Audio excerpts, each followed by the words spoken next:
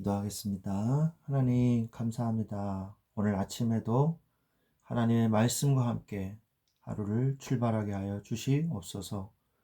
주 예수 그리스도의 이름으로 기도합니다. 아멘. 네, 오늘 하나님의 말씀은 민수기입니다. 오늘부터 민수기 말씀을 나누게 됩니다. 민수기는 이스라엘 백성이 이 40여 년에 걸친 광야의 여정을 기록을 하고 있습니다. 선민 공동체인 이스라엘 백성이 광야 생활의 어려움을 경험하기 시작하면서 하나님께 대한 신뢰를 잃어버리고 불평과 불만으로 가득 찬 삶을 산 그런 서글픈 그런 이야기이기도 합니다. 이스라엘의 고통스러운 광야 여정이 그들의 불순종과 그리고 원망으로 인한 하나님의 징계임을 드러내는 그런 약속의 땅으로 가는 여정인 것이죠.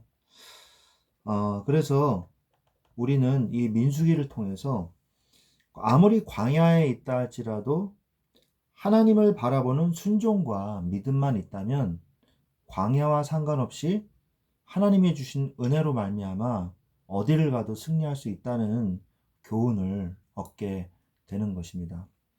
그래서 오늘 이 민수기 말씀을 통해서 우리 은혜를 받기를 원합니다. 하나님 말씀 1장 1절부터 4절까지 말씀을 같이 봉독해 드리겠습니다. 이스라엘 자손이 애굽 땅에서 나온 후 둘째 해 둘째 달 첫째 날에 여호와께서 시내 광야 회막에서 모세에게 말씀하여 이르시되 너희는 이스라엘 자손의 모든 회중 각 남자의 수를 그들의 종족과 조상의 가문에 따라 그 명수대로 계수할지니 이스라엘 중 20세 이상으로 싸움에 나갈 만한 모든 자를 너와 아론은 그 진영별로 계수하되 각 지파의 각 조상의 가문의 우두머리 한 사람씩을 너희와 함께 하게 하라. 아멘. 네. 이제 이스라엘 민족이 드디어 가나안 땅을 향하여 이제 출발을 하게 되는 그 출발점에 서게 된 것입니다. 그동안은요, 계속해서 이 가나안 땅에 들어가기 위한 준비를 하는 과정이었거든요. 그래서 출애굽을 해서 시내산까지 오는데 약 한 달 정도가 걸렸습니다. 근데 그 시내산에서 굉장히 오랜 시간을 거기서 보내요.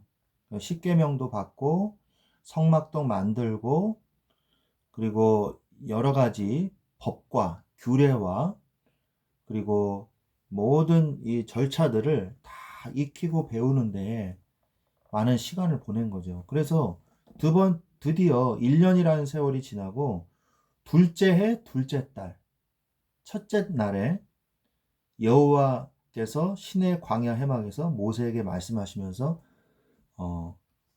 명수대로 조사를 하라.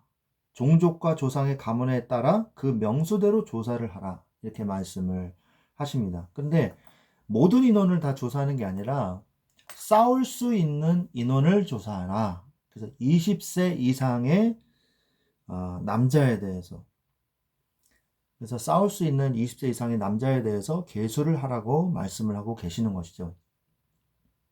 그래서 모세와 아론이 이것을 다 셀 수가 없잖아요. 그래서 각 지파의 가문의 우두머리 한 사람씩을 너희와 함께 하라, 세워라 라고 말씀을 하십니다. 그래서 그들이 너희와 함께 하게 하라 이렇게 말씀을 하시죠. 그것이 바로 5절부터 9절까지, 19절까지의 말씀입니다. 그래서 그들의 지파와 그리고 누구의 아들 누구 이렇게 나오거든요. 예를 들어서 루벤 지파에서는 스데울의 아들 엘리수리오, 시므온 지파에서는 수리사떼의 아들 슬루미엘이요. 이렇게 유다 지파에서는 암미나답의 아들 나손이요. 이렇게 내용이 나옵니다. 중요한 사람들은 그 이름이 기록되어 있거든요. 그래서 20절부터 46절까지는 지파별로 20대 이상의 남자의 이 수를 조사해서 기록을 합니다. 지파별로. 그래서 이 지파별로 기록된 모든 20세 이상의 남자의 수를 정확하게 기록을 해놨는데요. 60만 3,550명이다 라고 기록되어 있습니다. 그래서 이 숫자를 기점으로 해서 출애굽을 한 인원이 얼마나 되는가, 신학자들이 이제 성경학자들이 연구를 해서 160만 명, 적게는 최소 160만 명, 그리고 많게는 200만 명으로 추산을 합니다. 그래서 출애굽한 인원이 약 160만에서 200만 명으로 우리가 그것을 추산을 해볼 수가 있는 것이죠. 그리고 47절부터 54절은 레위인은 세지 마라 라고 말씀을 하십니다. 왜냐하면 레위인은 전쟁에 참여하지 않기 때문입니다. 레위인은 싸우는 병력이 아니에요. 레위인은 자신에게 맡은 그 일이 있습니다. 그게 뭐예요? 성막에서 관련된 모든 제반 사항들과 그 업무와 그 아론의 그 계보의 제사장들을 도와서 이 성전의 모든 일을 도맡아서 해야 되는 이 미션이 있습니다. 그래서 레위인은 이 성막에 관련된 일을 해야 되기 때문에 계수에서 제외하라 라고 말씀을 하시고, 그리고 성막과 관련하여 모든 일을 하면서 성막 주변에 텐트를 쳐라, 진을 쳐라 라고 말씀을 합니다. 각 진영과 군기 곁에서 다른 지파들은 진영을 만들지만 레위 지파는 성막을 중심으로 해서 그 주위에 레위인들이 텐트를 치고 이렇게 사는 거예요. 그리고 다른 지파들은 물론 성막을 중심으로 칩니다만은 조금씩 떨어져서, 그래서 자리도 정해져 있습니다. 동서남북으로 해서 자리를 다 이렇게 배치를 해줘요. 나중에 민수기를 읽어보시면 나옵니다. 그래서 우리는 오늘 이 말씀을 통해서 가나안 땅에 들어가는 이 언약이 드디어 성취가 된 것을 우리는 알 수가 있습니다. 하나님께서 아브라함에게 주신 말씀이 무엇입니까? 내가 너의 민족을 하늘의 별과 같이, 그리고 이 땅의 모래같이, 바닷가의 해안의 그 모래와 같이 많게 할 것이다. 그렇게 말씀을 해줬거든요. 우리가 다시 창세기로 돌아가 보면은 야곱의 이 가족들이 애굽에 들어가서 정착을 할 때가 몇 명이었냐? 70명이라고 정확하게 그 명단이 기록이 되어 있습니다. 70명이 애굽의 고센 땅에 요셉을 통해서 들어가서 살게 된 거예요. 그래서 몇 년 동안 살았냐? 430년을 애굽 땅에서 살아왔습니다. 그래서 애굽 땅에 있는 사람들과 교류도 하고 문화도 교류하고, 그렇게 하면서 자신들만의 정체성은 잃지를 않았어요. 물론 여러 가지 우상의 어떤 잔재물들이 유입이 되긴 했지만, 하나님께서 출애굽을 하면서 이스라엘 민족만의 정체성을 확실하게 가질 수 있도록 모든 것들을 다 주셨죠. 그래서 드디어 출애굽을 하고 드디어 광야로 가나안 땅으로 출발하는 그 시점에 인구가 60만 3,550명, 그러니까 약 200만 명이나 되는 많은 인원들이 번성하게 되었다는 것을 우리는 볼 수 있습니다. 그래서 하나님은 아브라함에게 해주신 모든 이 성경에 나와 있는 언약들을 그대로 성취하시고 완전히 이루어 주시는 것입니다. 이 광야에서 가나안 땅을 가기 위한 준비를 이제 마치고 출발을 하는데요.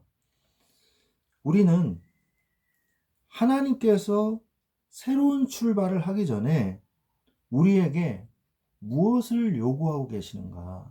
우리가 이것을 봐야 되는 것이죠. 우리는 우리만의 가나안 땅을 가기 위한 준비를 해야 되는 것입니다.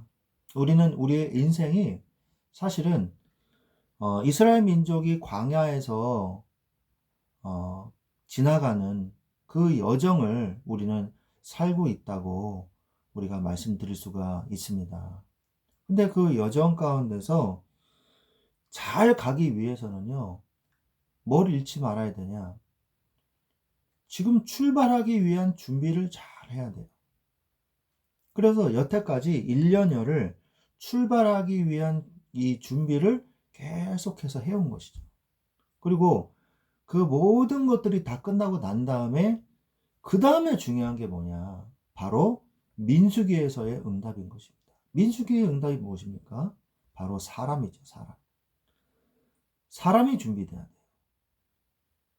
우리 자신이 준비돼야 된다는 것입니다. 하나님이 모든 걸 다 준비해 주셨어요.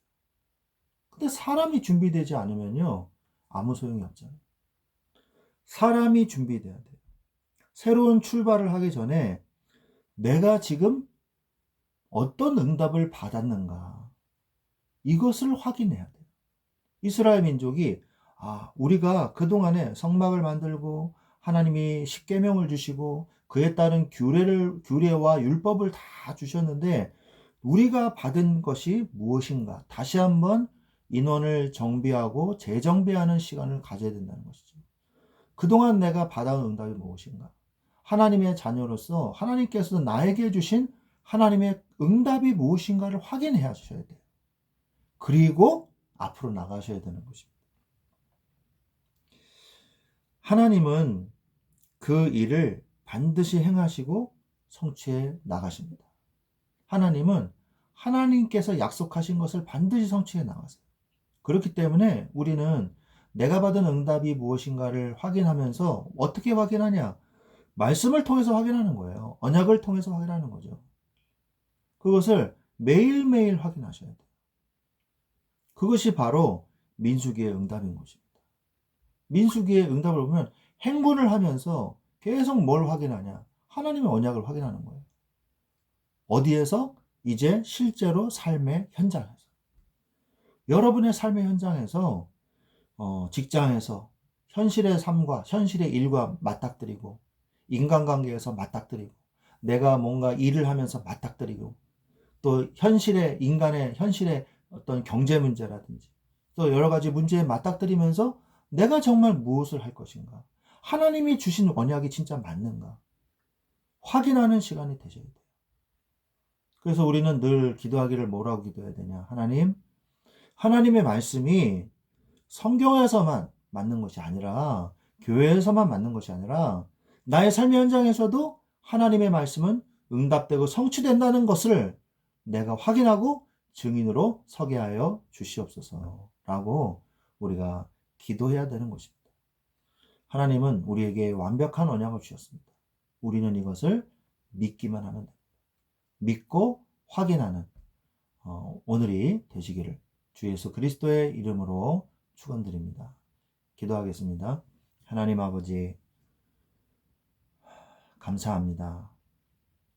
오늘 민수기를 통해서 이제 하나님의 말씀에 그 언약을 하나씩 하나씩 적용하고 확인하고 체험하는 응답의 시간들이 되게 하여 주시옵소서.